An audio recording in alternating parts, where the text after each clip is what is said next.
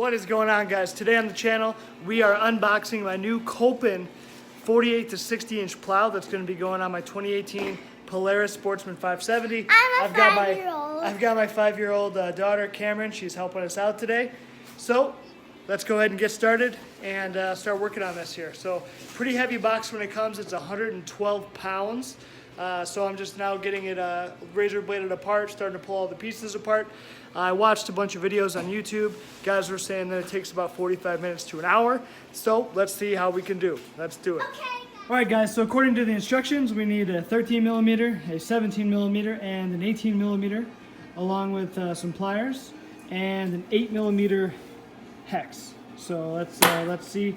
I'm also going to be using, of course, my sweet Ryobi driver there, because it makes life so much easier. But anyway, let's see if this will get it done.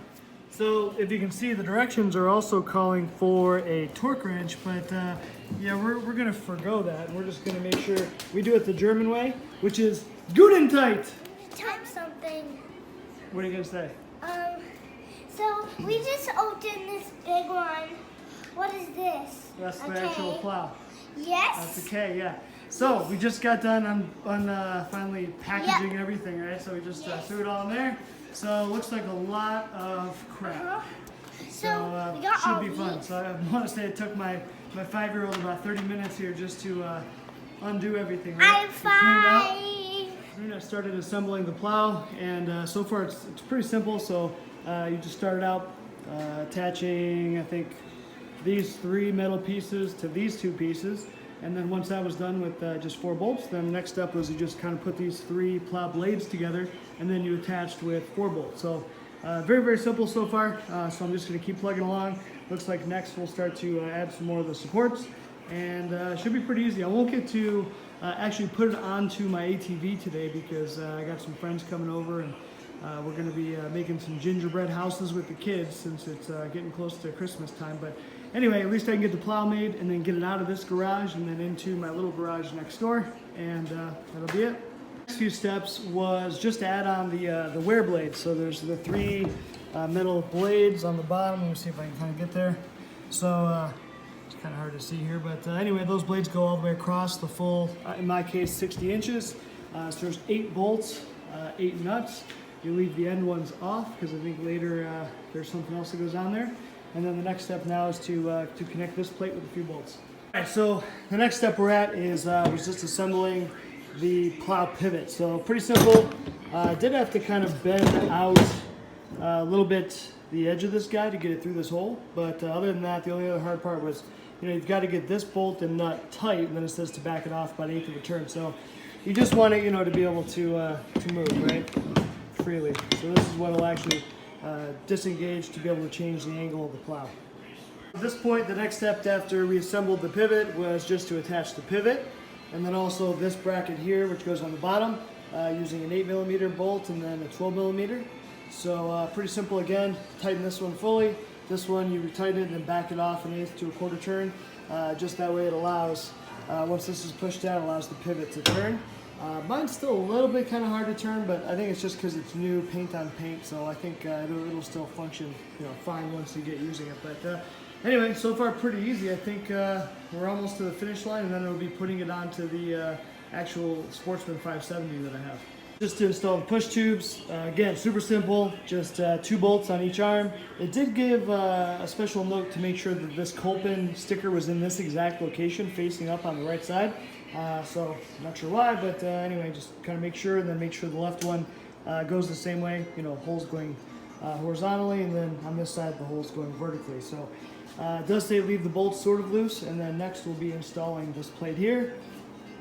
So I'm just assembling this final piece on the plow tubes here. These use the longer 65 millimeter bolts, I believe. Yep, the 65. So anyway, pop those down, washers on the bottom with the M8 nuts, and then that part will be cinched up. I did get these all tightened down, super simple.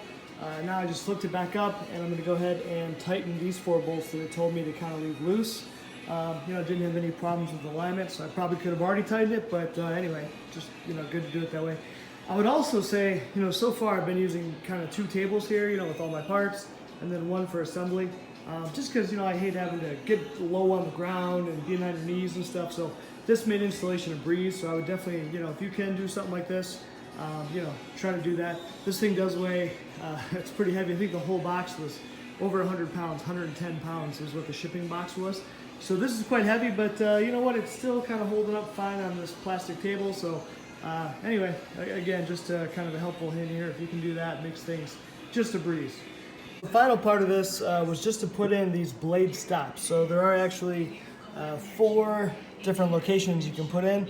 I just went with the one that it showed in the instructions. It did say, you can make some final adjustments on the fly once you actually get going and see what works best for you.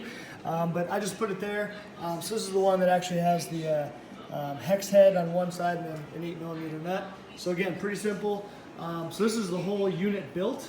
As far as the plow goes, now we need to just put on the mounts for the ATV, and then there'd be some pins that will connect the plow to the bottom of the ATV. So that'll be the next part. I'm not sure if I'll get to it today, but we'll see. Maybe later on today.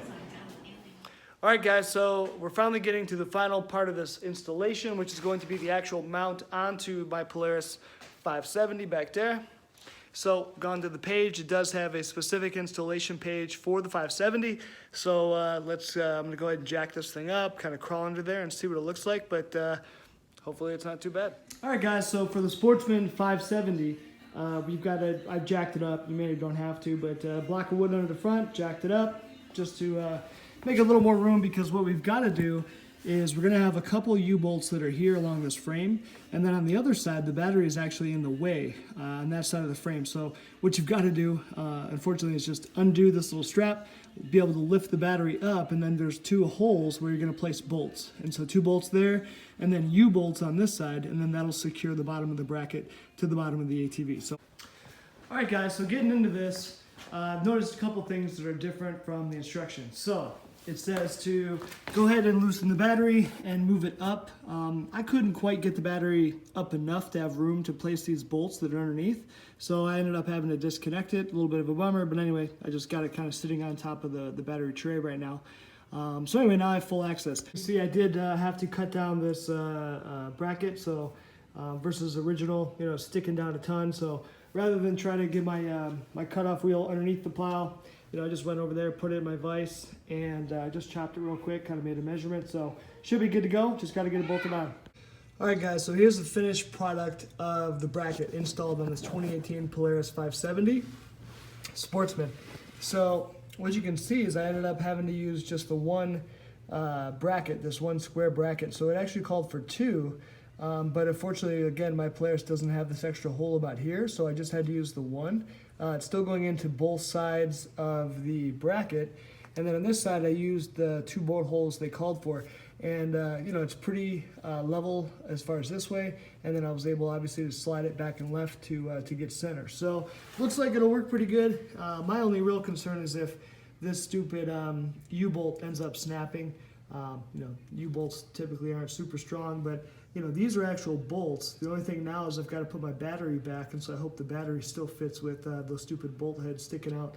And I also had to cut this U-bolt down. It probably stuck out another 2 inches.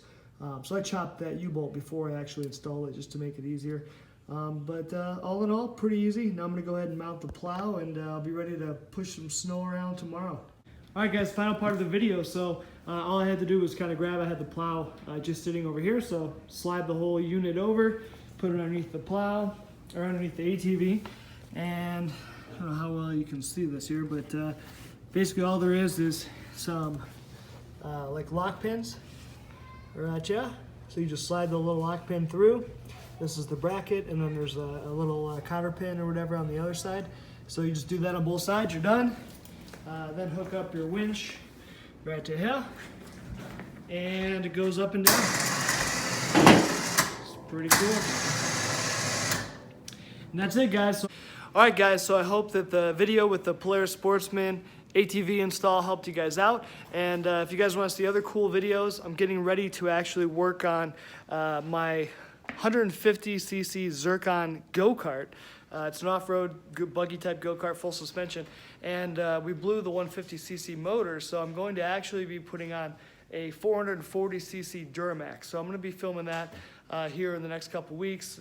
Going to take a bunch of modification to get that to work on that buggy. And we've also got some other projects. I've got a 99 Corvette that I'm working on, and also a 2008 Solstice that's been supercharged, and we're going to do a few things to that too. So if you guys like it and want to see some more cool videos, click that like button, subscribe, and I'll see you guys later.